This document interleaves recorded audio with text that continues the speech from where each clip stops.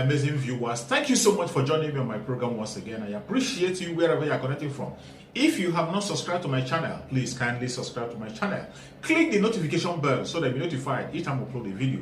You will be among the first to receive it. Thank you so much and remain blessed. Whenever you look my video, whenever you watch my video, share the video to all platforms. Share it to family and friends. Share it in your WhatsApp group so that people can get information on what is happening in the contraption called Nigeria, mainly against the Biafrans, against the Duduas, against the indigenous people in the contraption called Nigeria. I try as much as possible to set the record straight. I don't preach hate speech. I don't speak against people. I set the record straight. The only important thing I do here is to make sure that the plight of the people remains on the front burner and the world will know the true story of what is going on in the contraption called Nigeria. Good afternoon and thanks for joining us. My name is Benga Aruleba. Of course, it's time to put the pieces together. You already know the pieces we are putting together this afternoon.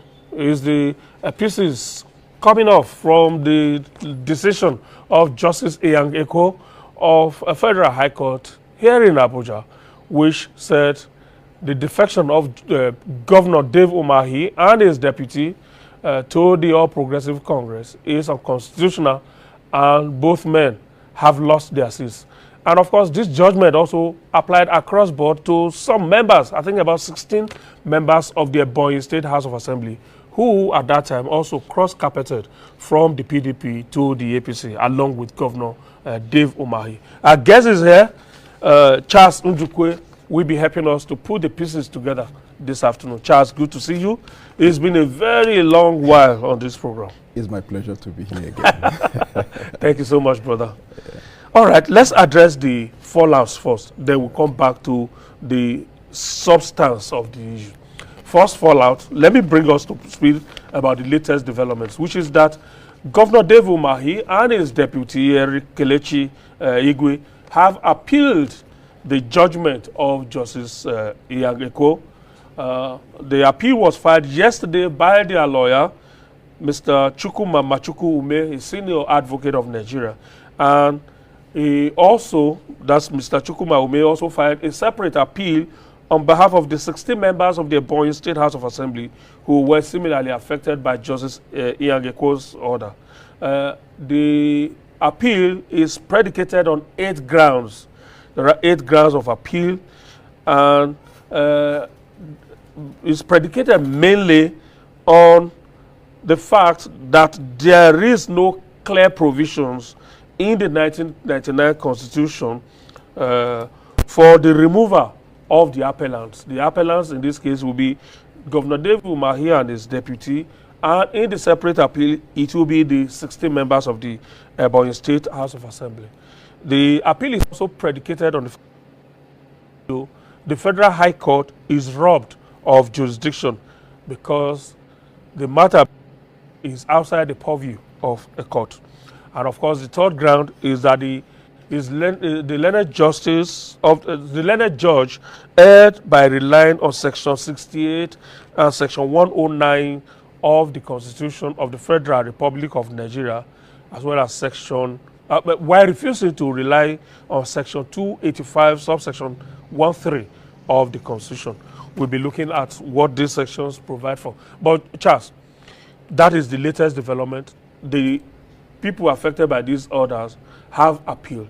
That is the way to go as against the initial vituperations of Governor Dave Umahi. A lot of people have tried to criticize the governor for the way he has taken on the judge, you know, more like calling him names and all of that.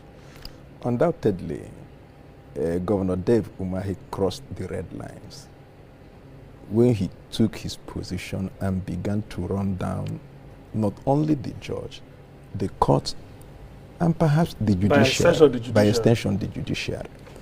That is not supposed to come from a leader, particularly one that aspires to become the president in 2023. A leader, in terms of comportment, all through, should maintain a certain level of dignity and decency, particularly in his choice of words. And when it comes to do with governance, the pillars that sustain the constitutional democracy that we have all accepted as viable and what we want to govern us, then I expect Governor Dave Umahi to be a little bit circumspect. There is something that is called the rule of law. He's on the executive side. When the judiciary has taken a position, what is expected of him is to accept it for what it is and leave the rest to his lawyers who will do the needful. And they have done that which is expected of them by bringing, filing their notice of appeal timeously. And I suppose that they will also file an application to stay the execution of the judgment of the lower court. That gives him a breathing space to enable the appellate court to look into the decision of the lower court and see whether the lower court was right or wrong. It is not within the province of the executive governor to go to town in the glares of the TV lights and begin to castigate the judge, even by calling his name and mentioning other cases and threatening that he will write a petition to the NJC. I think is that permitted? If he went below the par. Okay, will it be simply because he is holding a public office that is that of a governor? If he were to be an ordinary member of the public, will he still be permitted to take on the judge the way he did? Even if, it's a case of slapping a child and expecting that child not to cry. Even if he's a common man on the street, it's not allowed. It's not allowed at all. So the least you can do is to channel your grievances to the appropriate quarters. Since if a judge misbehaves and you suspect that something has gone wrong, you have that opportunity to do a petition to NJC. The fact that you have done a petition to the NJC does not mean that your petition is standing on proper grounds. It is left for the NJC to look at your petition and to see actually whether your allegations and the basis of you doubting the impartiality of the judex is correct. And that is why, besides expressing your dissatisfaction with respect to the judgment, you need not go further to castigate the person and the integrity of the judicial officer. A judge is permitted to err. That is something that the NJC will do when they have looked at your petition and see whether you are correct or not. The decent way to disagree with a judge is probably to say, Your Lordship, you err. That's permitted. Well, which is the language you lawyers normally use when you are appealing to a higher court, that the lower judge erred in law. That's a decent way of saying the judge was wrong. Yes. That's a decent way. You can say it decently. Yeah, the judge could be wrong. He could err on law, in law. But and it's permitted to err. It's permitted to err. That's why you have the appellate structure. And in this instance, you have two appellate layers that will look at the court's decision to determine whether actually he erred or not.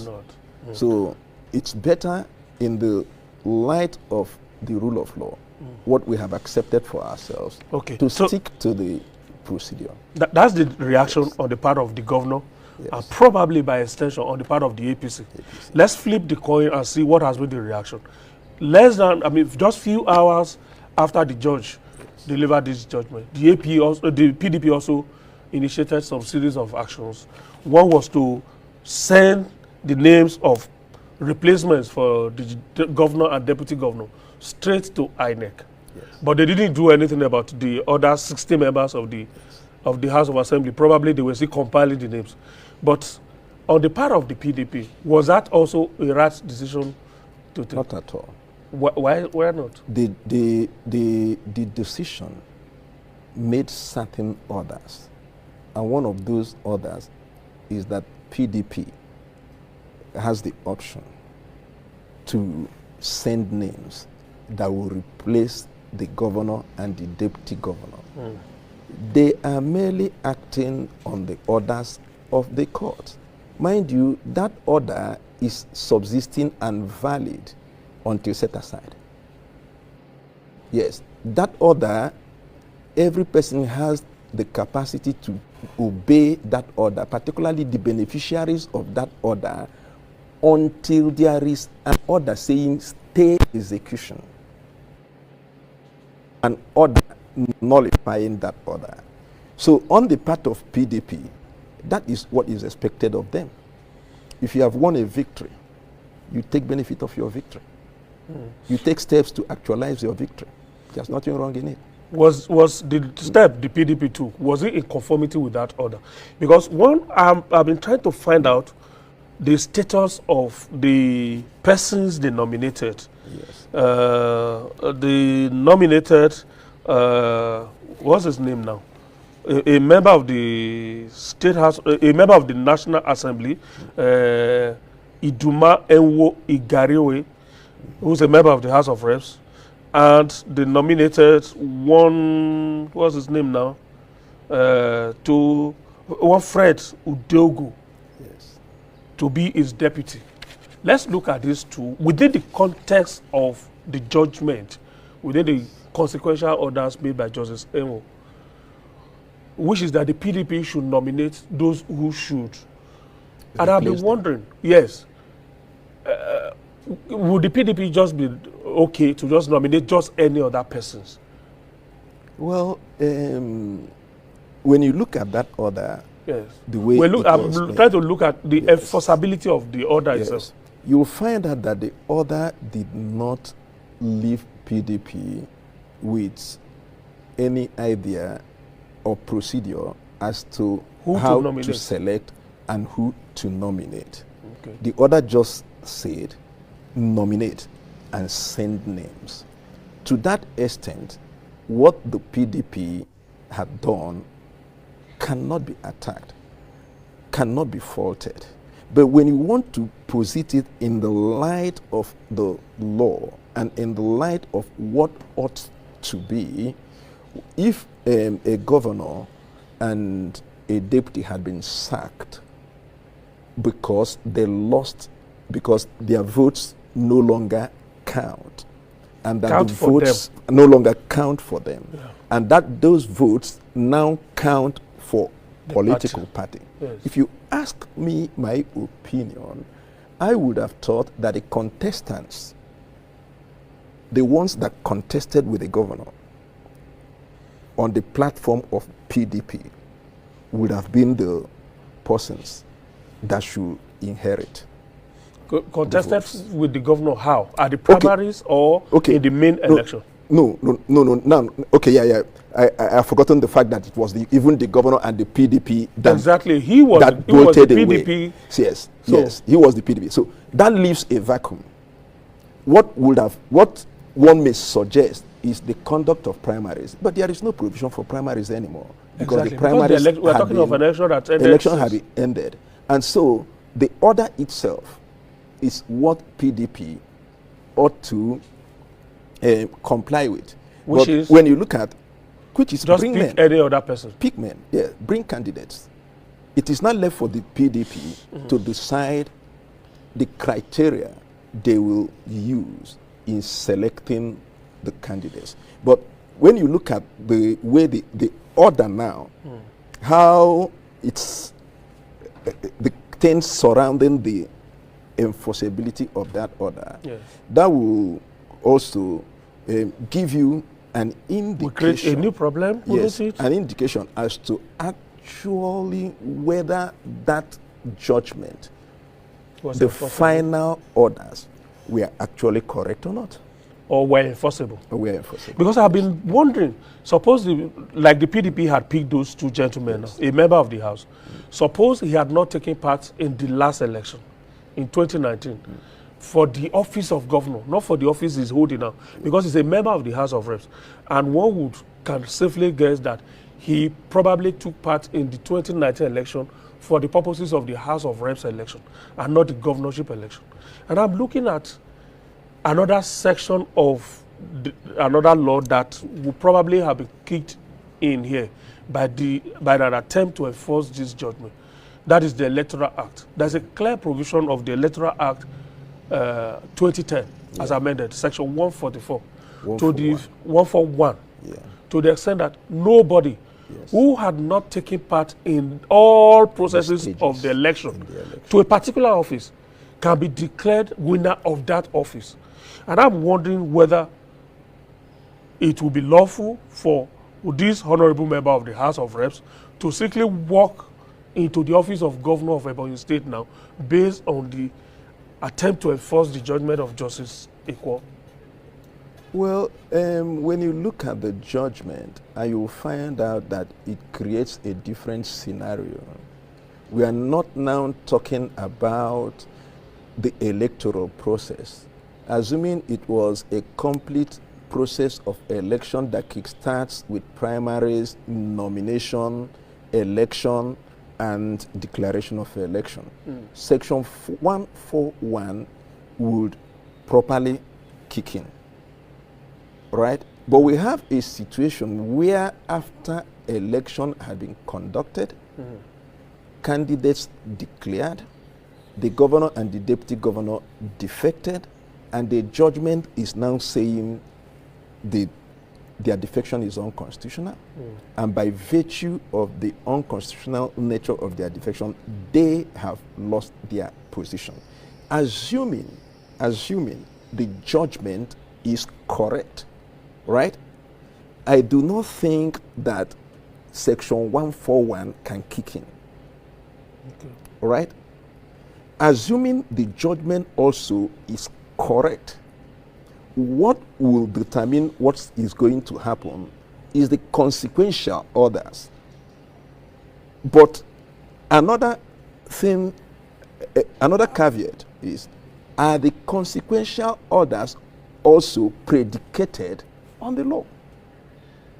What's your answer? Do they have the validity and the backing of the law? Let's attempt to answer that question. You are the lawyer here. I will decline to do an answer now for certain reasons. Okay. Number one, it does not behoove me to stay in this studio to dissect the judgment of Justice Equal. Why not? And give That's what positions. happens elsewhere. And that's why I have a problem. That's why I have a problem with lawyers in Nigeria. Yes. Elsewhere, Yes. a judgment of a court, Yes. once the judge Yes. puts the final stop on his judgment and he drops his pen, that judgment becomes a matter for public discourse. Elsewhere, There's a I don't know why it is not so in There's something Nigeria. that has kicked in again. You just read the notice. That there's an appeal. Notice of appeal. Yes. The grounds of appeal. Yes. And there's by filing that notice, Yes. an appeal has kicked in. Yes. There's And it is only the lawyer that's involved in that case that cannot There's a go pendency. to. Yes. The appeal is pending. Yes. Right? Yes. And so, to a certain extent, I do not think it will be proper for me to stay in this studio and begin to take the pen one after the other vis-a-vis what is that based on any law or just convention? Without vis-a-vis what the Court of Appeal ought to do. I think the proper thing would have been for us to look at the Constitution, right?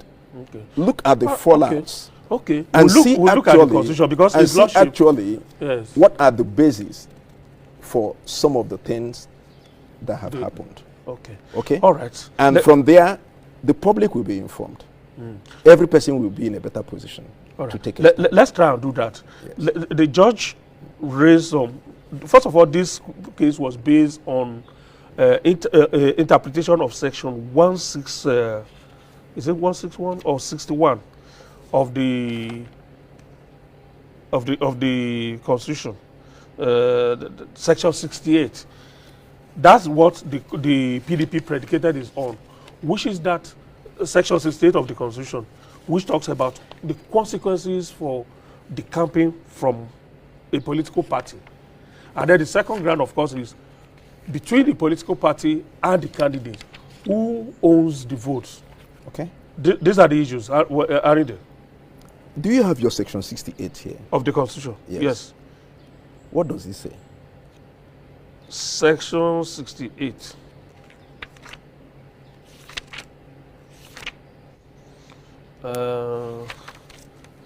Tenure of seat of members. Yes. A member of the Senate or of the House of Representatives shall vacate his seat in the House of which he is a member if A, he becomes a member of another legislative house. That's okay. If 68 is talking about tenure of members of the House of Assembly Or National Assembly. or National Assembly, and Yes. it made no reference to the tenure of the governor and deputy governor, Yes. then we restrict it to members of the House Okay. that are affected by the order of the court. So this section, insofar as is stated here, Yes. relates only to legislative seats. Simple.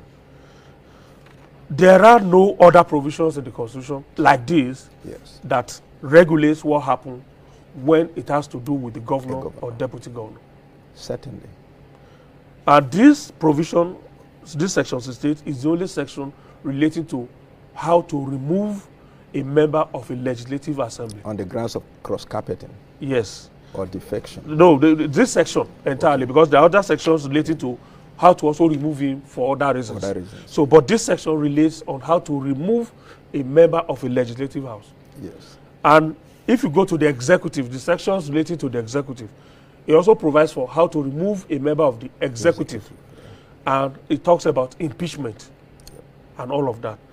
But there's no provision relating to what happens when a member of the executive cross carpets from the political party that brought him to power.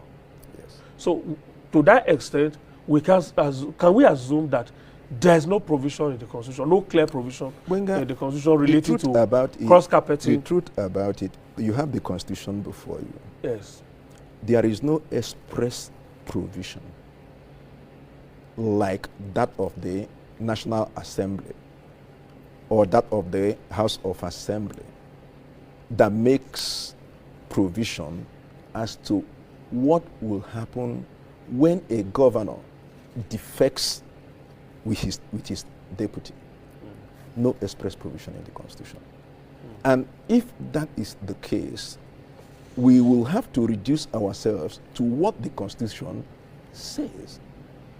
Because if the Constitution wanted to extend it to the governor and to the deputy governor, the Constitution would have said that clearly. So if the Constitution didn't say so, right, I wonder where we will base our argument in projecting the provision that is meant for the National Assembly to the office of a governor, or a provision that is meant for the House of Assembly to the office of a governor. I will be comfortable if there is a provision that talks expressly about what will happen to a governor or to a deputy governor if he cross carpets. Okay. In this particular instance, should his lordship have separated the defendants before him? Because there was a governor and his deputy, and then there were 16 members of the State House of Assembly. In applying the provisions of this section, which he brought into his judgment, should he have distinguished between the sets of defendants before him? Well, first and foremost, it depends on the claim that is before him. I do not know what the reliefs before him were. How the claimant framed his reliefs, because the processes are not here with us. Okay? And even the judgment is not here with us. But for me, I would have thought that since the basis for what affects members of the House is different, and the law that applies to members of the House is also different and explicit, I will apply, if I were to be The judge. in that position, I will apply the law to the members and then find a law that supports that of the governor, or that does not that is to the contrary, and then determine what the position says, right? And so, since there's an express provision concerning members, I will deal with the members. Then face the issue of a governor and the deputy governor, and look at the constitution to see as a whole whether there is a basis for me to hold that their defection is unconstitutional, and or that the mandate we lost. In doing that, at the level of a high court, is it not permitted to then look at decided cases? If there are cases that have been decided at the higher level, where issues like this have been decided, and is lordship will be in want of quantity of decided cases where this has been certainly settled? Judicial precedents have been a basic part of our jurisprudence, and lawyers work on the basis of what has been decided before, how matters have been interpreted, and on the basis of what has been decided, how matters have been interpreted. When you are faced with a new reality, you look at the precedents, and in the light of the precedents, take a decision. But then you are also allowed to make distinctions if there are situations or scenarios in the decided cases that are absent in the new one, or if there are new factors or issues raised in the case before you that have distinguished the facts of the case, the issues to be resolved in the subsequent matter from what had been decided before, right? On that basis, if these distinctions are not fanciful, if the distinctions are tangible, then you are not compelled to follow the precedents willy-nilly. But it should be something that is cogent. It should be something that we can all see. Okay. So let me put the first question here now, which is that as far as the issue of cross-carpeting is concerned, are those holding executive positions at liberty to cross-carpet? If they are, or if they are not, are there sanctions for such? From your understanding, your community reading of the Constitution? I will want to look at it from two angles. My first position will be to look at the specific positions of the Constitution. When you look at whether there are specific positions of the Constitution, we have said it here. That there is none, yes. That there is none. The provisions that we have to do with the legislature, those who are holding either at the level, at the federal level, or at the state level, right? I have not seen any express provision that talks about the defection of the governor, deputy governor, the president, or the vice president. And so to that extent, the express provisions of the Constitution are silent, right?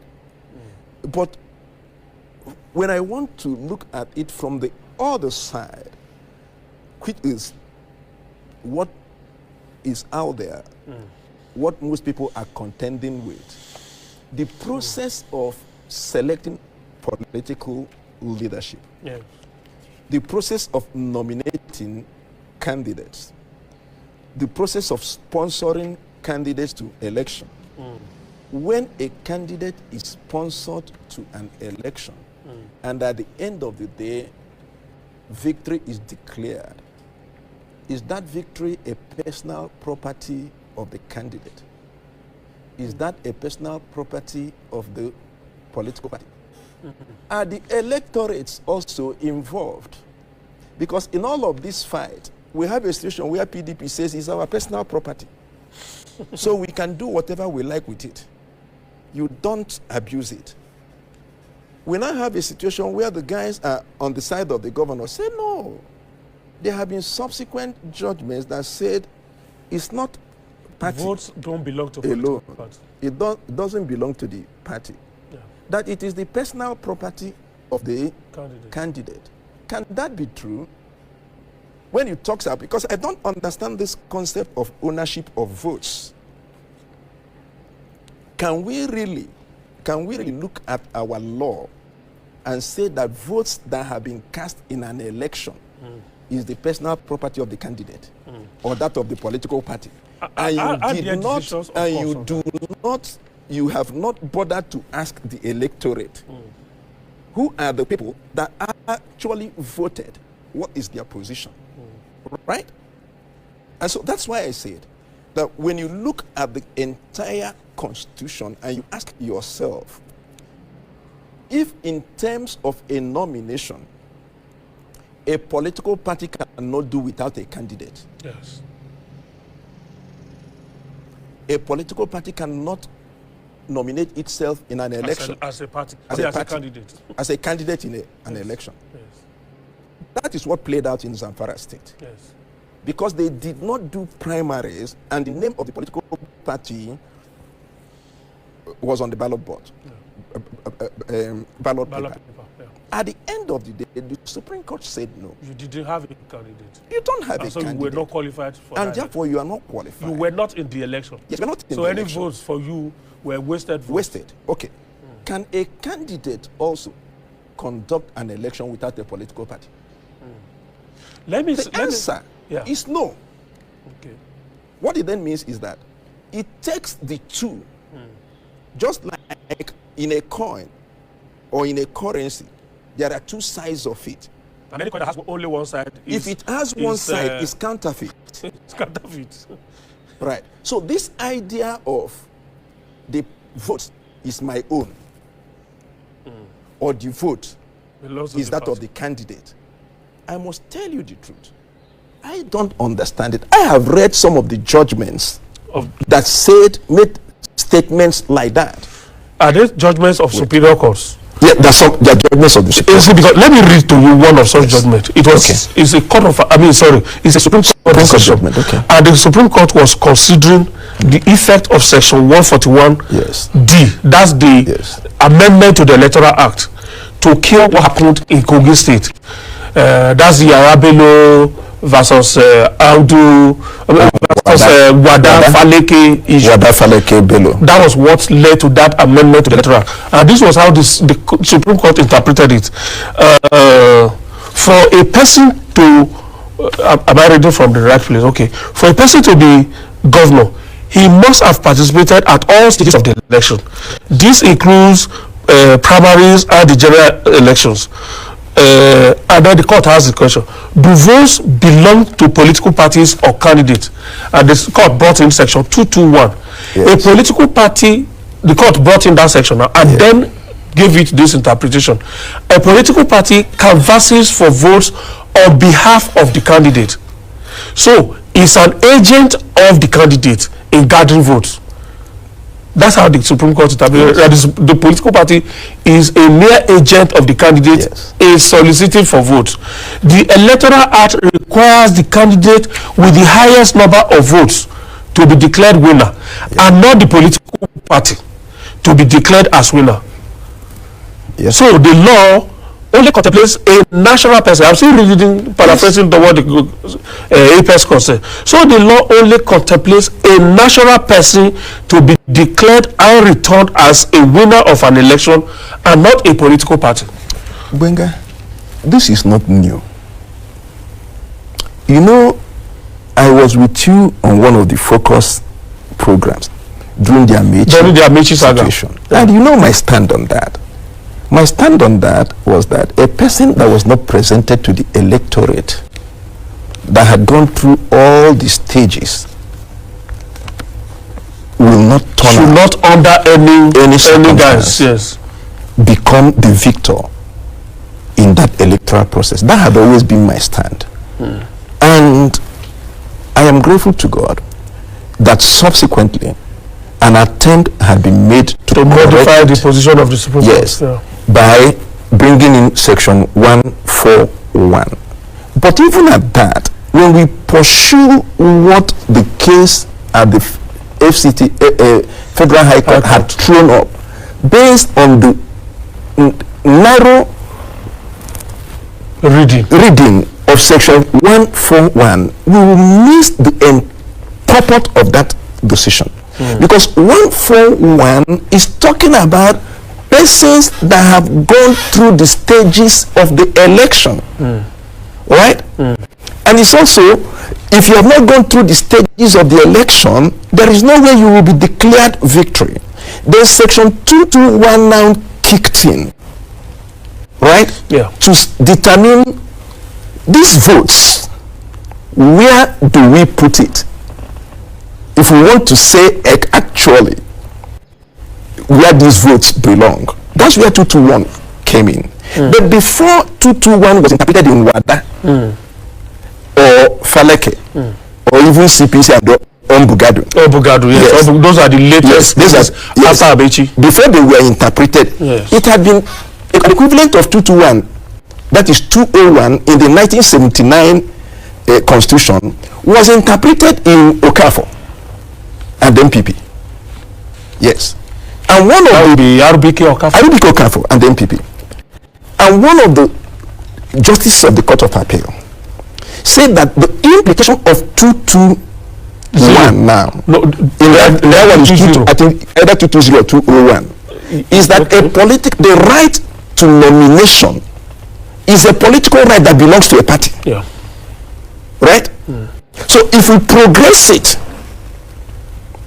to what the Supreme Court have decided in Ombugadu, in Wada, and in Faleke, if I have a political right to nominate a candidate, sponsor a candidate, and we go for election, and because the law says that the candidate is the one that will be declared as the victor, and not the political party, does he have the right to take the victory that I sponsored and turn back on me? That's the issue. Yeah.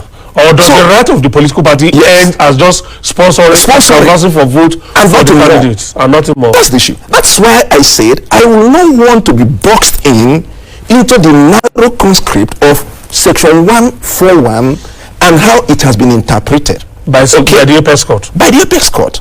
So this case is another opportunity. If it gets to the Supreme Court, it's another opportunity for the legislature to revisit. Just like subsequent cases gave them the opportunity to review their decision on Amechi's case. This also will give them the opportunity. Let me ask you one question. Because that's the question now. To enable us that's the question now. The relationship between political parties and the candidates. Yes. Who are they on the same pedestal at some point? Yes. Let me paint, or whether that relationship ends after election. Yes. Let me paint a little scenario here that will help us to interrogate these matters. Because you find out that in this discourse, we have not talked anything about the citizens and the electorate. Yes.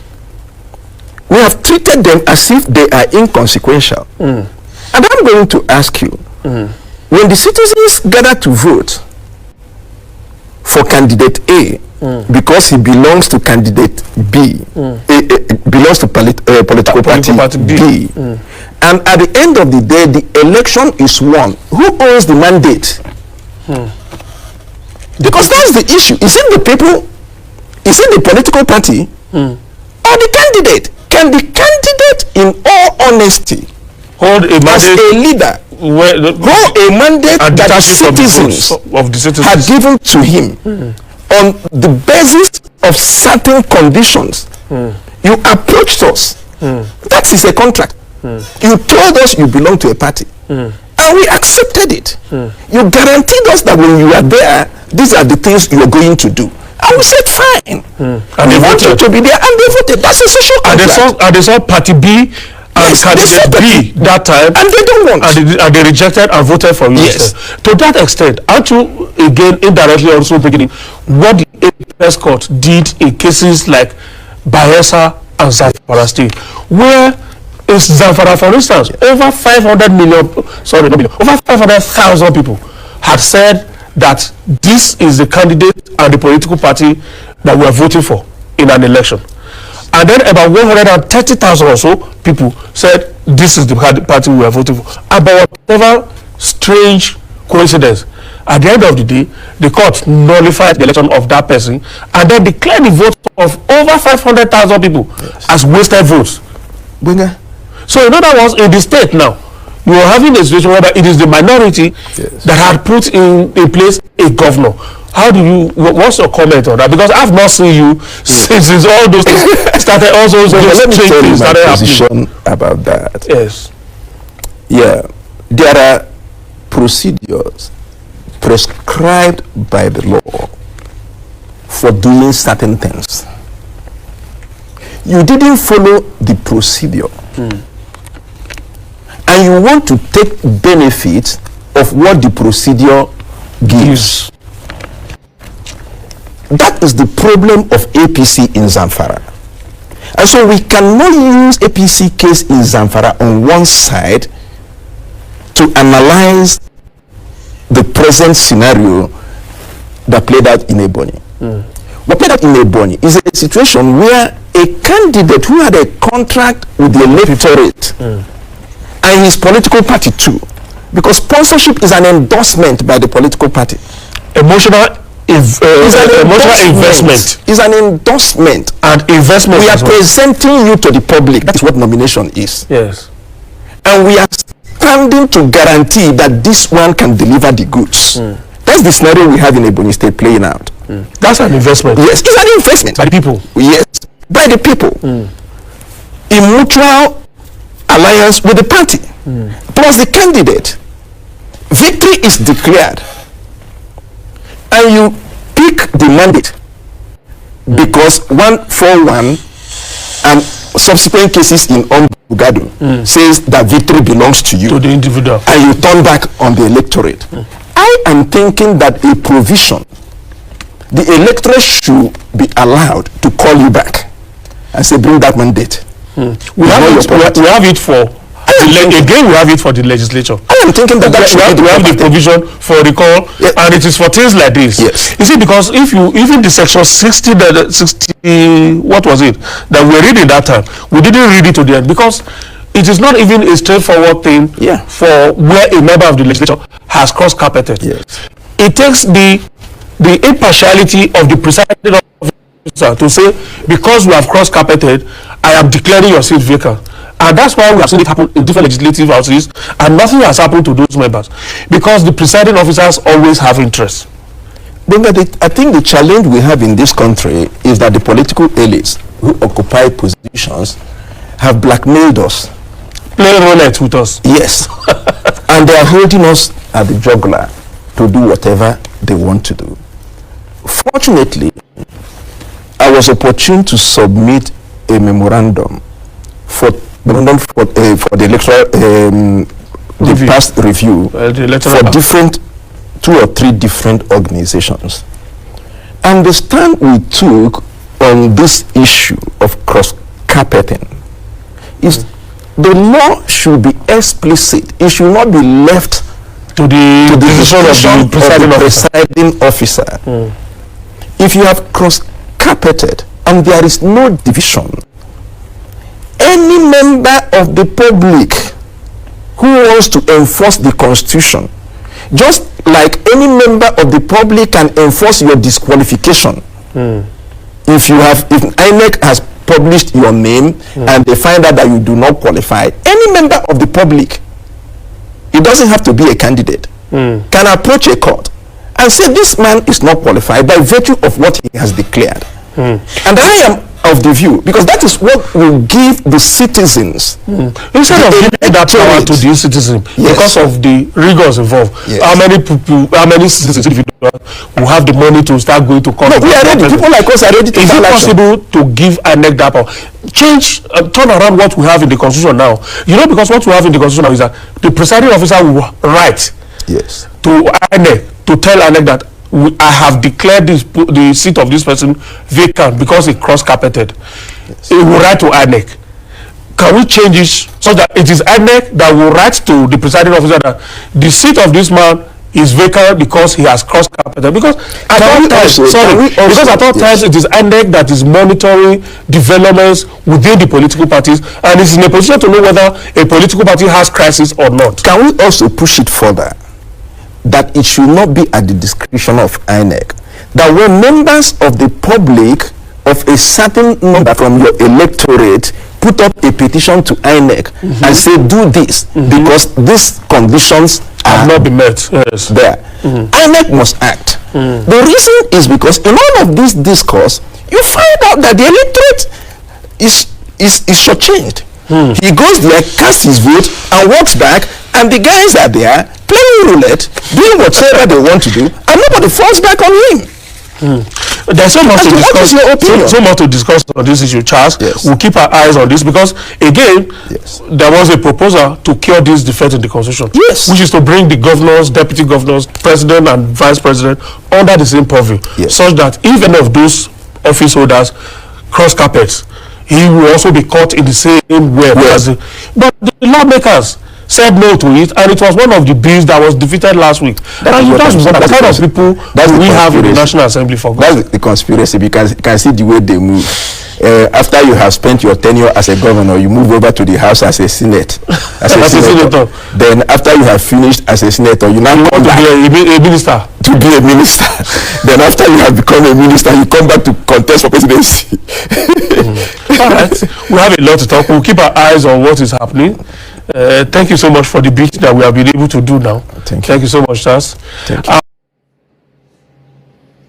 Thank you so much for your patience to watch from the beginning to the end.